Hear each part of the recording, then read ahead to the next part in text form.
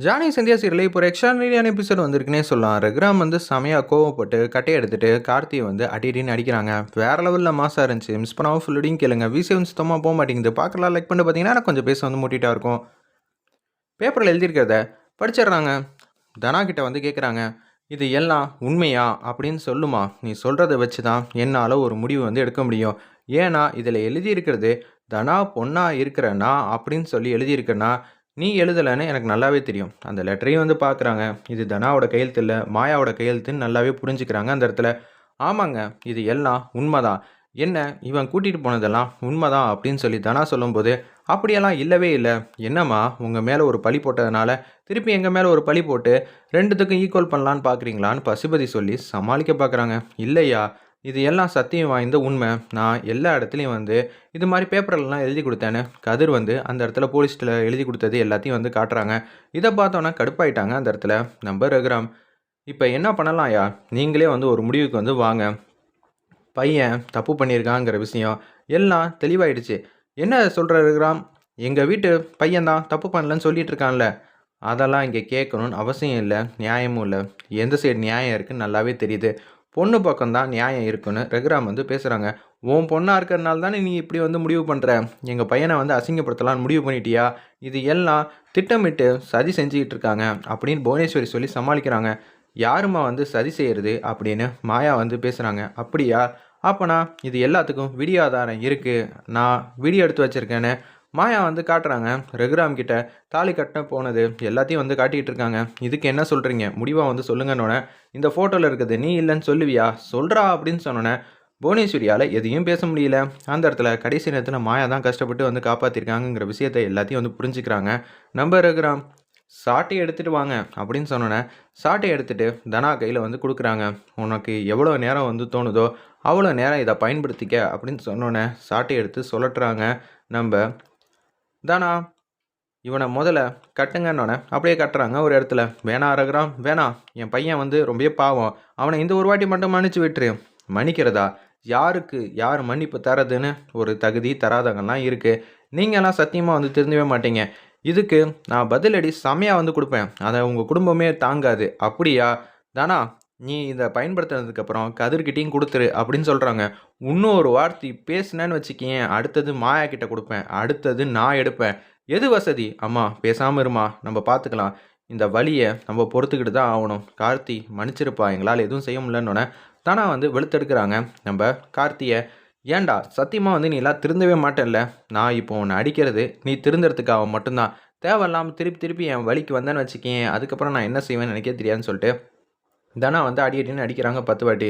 போதும் விட்டுரு ரகுராம் அப்படின்னு சொன்னோன்னே, கதிர் அதை எடுத்துக்கப்பா அப்படின்னு ரகுராம் கிட்ட வந்து வேலை செய்கிற எல்லாரும் வந்து சொல்கிறாங்க. கதிரை வந்து அந்த சாட்டையை வந்து எடுக்கிறாங்க. அவங்களும் வந்து பயன்படுத்தி முடித்தோடனே, இன்னும் ஒரு வாட்டி தனா பக்கத்தில் வந்தேன் நான் என்ன செய்வேன்னு எனக்கே தெரியாதுங்கிற மாதிரி சொன்னோன்னே, இப்போ நிம்மதியாக சந்தோஷமாக இன்னொன்று சொல்கிறேன், இந்த கார்த்தியால் இந்த ஊருக்கு யாருக்கும் எந்த பிரச்சனையும் வரக்கூடாது. அப்படி மீறி வந்துச்சுன்னா நான் சும்மா விடமாட்டேன் அப்படின்னு சொல்லிட்டு இருக்கிறப்ப, நானும் எடுத்து அடிக்கணும் தான் எனக்கும் கோவம் வருது. என் மாப்பிள்ளைக்கும் என் பொண்ணுக்கும் தொந்தரவாக கொடுக்குற, நைட்டு இருக்கடா உனக்கு கச்சேரிங்கிற மாதிரி ரகுராம் மட்டுக்கு செமையாக வந்து கோவத்தில் வந்து போயிட்டுருக்காங்க. வேறு லெவலில் மாசா இருந்துச்சுன்னே சொல்லலாம் அந்த சீன்லாம். போகும்போது கார்த்தியை வந்து பார்க்குறாங்க நம்ம ரகுராம். அவன் கட்டை அவுத்து விடுங்கன்னொன்னே அப்படியே கட்டை அவுத்து விடுறாங்க. இந்த பொண்ணு காலில் விழுந்து மன்னிப்பு கேள்றா அப்படின்னு சொல்லி ரகுராம் வந்து நிப்பாட்டிட்டு அப்படியே பேசுகிறாங்க.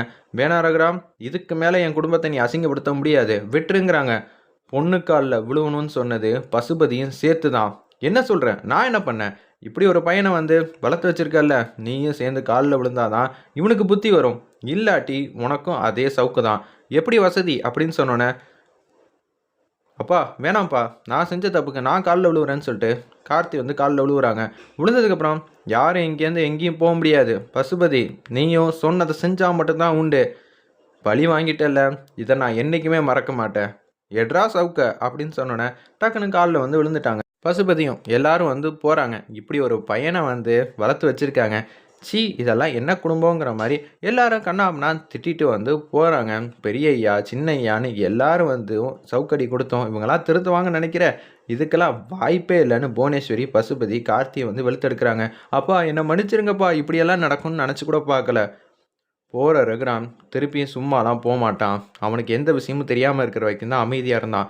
திருப்பி நம்ம பார்க்கறதுக்காக வருவான் அப்படின்னு சொல்லிடுறாங்க.